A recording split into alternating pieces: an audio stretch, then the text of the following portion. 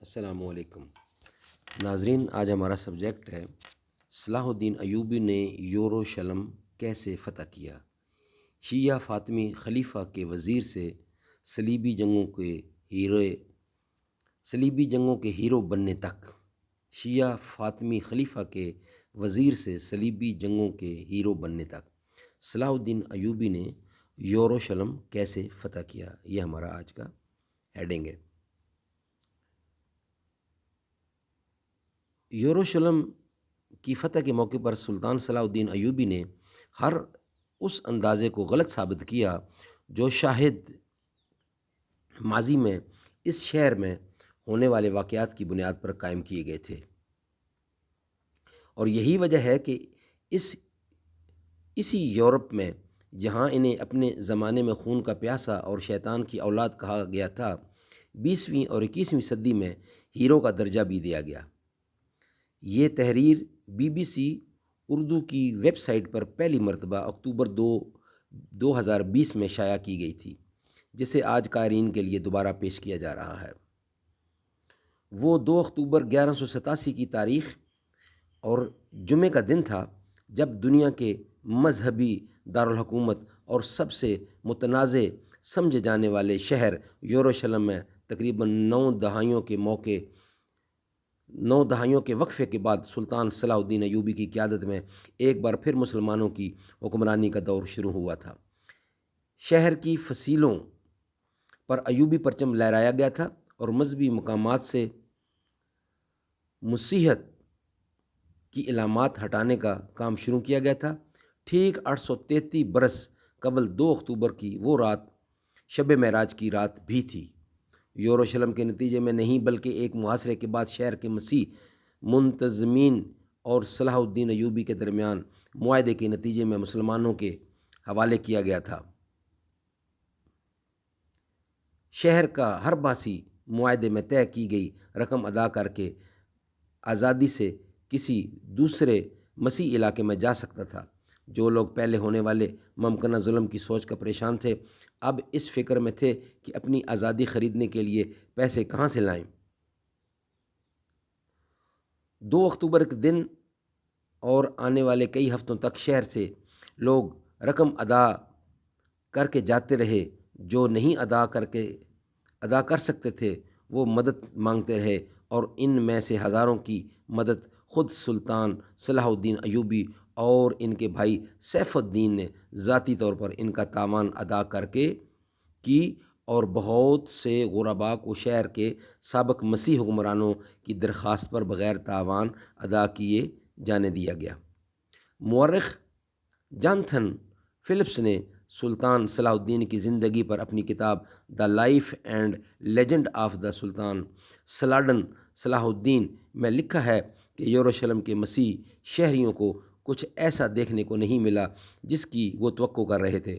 مسلمانوں کے محاصرے کے دوران یروشلم کی خواتین نے اپنے بال کٹوا دیے تھے کہ وہ فاتح فوج کے سپاہیوں کی نظروں میں نہ آئیں، لیکن فلپس لکھتے ہیں کہ فتح اور یروشلم پر قبضے مکمل کرنے کا مرحلہ طے کرنے کے بعد سلطان صلاح الدین نے خاص طور پر عورتوں کے معاملے میں رحم دلی کا مظاہرہ کیا، جس کے لیے وہ مشہور تھے۔ سوال ذہن میں اٹھتا ہے کہ ان کا یہ جذبہ سچا تھا؟ ایسا معلوم ہوتا ہے کہ ایسا ہی تھا۔ وہ ان کو فروخت کر سکتے تھے یا اپنے فوجیوں کے حوالے کر سکتے تھے۔ یروشلم کی فتح کے موقع پر سلطان صلاح الدین ایوبی نے ہر اس اندازے کو غلط ثابت کیا جو شاید ماضی میں اس شہر میں ہونے والے واقعات کی بنیاد پر قائم کیے گئے تھے، اور یہی وجہ ہے کہ اس یورپ میں جہاں انہیں اپنے زمانے میں خون کا پیاسا اور شیطان کی اولاد کہا گیا تھا، وہاں 20ویں اور 21ویں صدی میں ہیرو کا درجہ بھی دیا گیا۔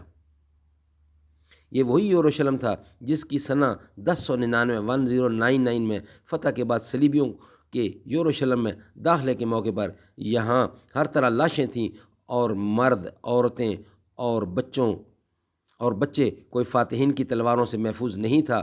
مصنف جسٹن ماروزی نے اپنی کتاب اسلامی سلطنتیں 15 شہر جو ایک تہذیب کو بیان کرتے ہیں میں یروشلم کے بارے میں باب میں مسیح ذرائع کے ذرائع کا حوالہ دیتے ہوئے صلیبیوں کی فتح کے بعد شہر کے مناظر بیان کی ہیں۔ انہوں نے صلیبیوں کے رویے کی مثال کے طور پر ان کے ایک عہدیدار کا بیان نقل کیا ہے۔ زبردست مناظر تھے، ہمارے فوجیوں نے دشمنوں کے سر قلم کر دیے، کچھ کو زیادہ تکلیف دینے کے لیے آگ میں جھونکا گیا، گلیوں میں سروں، کٹے ہوئے پیروں اور ہاتھوں کے ڈھیر تھے۔ سلطان صلاح الدین ایوبی کا چیلنج یروشلم کی فتح پر ختم نہیں ہوا، بلکہ انہیں اندازہ تھا کہ اب مسیح دنیا میں جس پر یروشلم جیسے مقدس شہر کے ہاتھ سے نکلنے کی خبر بجلی بن کر گری ہوگی، اس کو واپس حاصل کرنے کی کوشش کرے گی۔ سنہ 1187 میں یروشلم کی فتح سے تیسری صلیبی جنگ میں اس کی کامیاب دفاع کا باب تقریباً 5 برسوں پر محیط ہے۔ وہ صلیبی جنگ جس میں مغربی یورپ کے بڑے بڑے بادشاہ خود شریک ہوئے اور یورپ بھر سے لوگوں کو جنگ میں شرکت پر مائل کرنے کے لیے سلطان کی بدترین سے بدترین شبیہ پیش کی گئی، لیکن جنگ کے لیے آنے والے نہ صرف یروشلم حاصل کرنے میں ناکام رہے بلکہ سلطان کی ایک مختلف تصویر لے کر واپس گئے جو تمام تر پراپوگنڈا کے باوجود آج تک قائم ہے۔ صلاح الدین ایوبی کے یروشلم آمد کے بارے میں 20ویں صدی کی ایک پینٹنگ۔ ناظرین، مثال کے طور پر سن 2020 کے اکتوبر میں ناروے میں سلائیڈن ڈے یعنی یوم صلاح الدین ایوبی منایا جائے گا۔ BBC اردو سروس نے ناروے کے ایک ادارے ہاؤس آف دا لٹریچر سے رابطہ کیا جو سنہ 2009 سے ہے۔ بین الاقوامی سلاڈن ڈے یعنی صلاح الدین ایوبی کا جو دن ہے منا رہے ہیں، اور ان سے پوچھا گیا کہ ناروے میں کسی کو صلاح الدین ڈے منانے کا خیال کیسے آیا۔ اس ادارے کی رکن اور صلاح الدین ایوبی ڈے کی کیوٹر اشلڈ لاپے گارڈ لاہن نے بتایا کہ اس خیال کا پہلی بار اظہار سنہ 2008 میں ناروے کے ایک قومی شاعر ہیزنگ ویگ لینز کے 200 سالہ تقریبات کے دوران کیا گیا۔ انہوں نے بتایا کہ ہینریک ویگرے لیندن وہ شاعر تھے جنہوں نے ناروے کے آئین میں اس ترمیم کو متعارف کرانے میں اہم کردار ادا کیا تھا، جس کے بعد یہودیوں کو اس ملک میں آنے کی اجازت ملی تھی۔ وہ مذہبی رواداری کی علامت سمجھتے تھے۔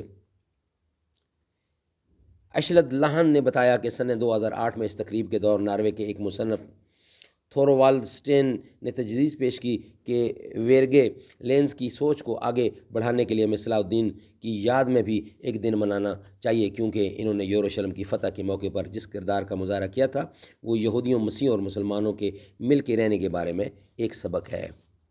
ناظرین، اس کے بعد ہمارا جو نیکسٹ سبجیکٹ ہے وہ ہے ارطغرل اصل میں کون تھا، یہ ہیڈنگ ہوگا۔ آج یہی ہم نے آپ کے سامنے پیش کیا کہ صلاح الدین ایوبی جو ہے انہوں نے یروشلم کیسے فتح کیا، یہ آپ کو پیش کیا ہے۔ شیعہ فاطمی خلیفہ کے وزیر سے صلیبی جنگوں کے ہیرو بننے تک، یہ آپ کی خدمت میں پیش کر چکے ہیں۔ نیکسٹ آگے پیش کریں گے۔ السلام علیکم۔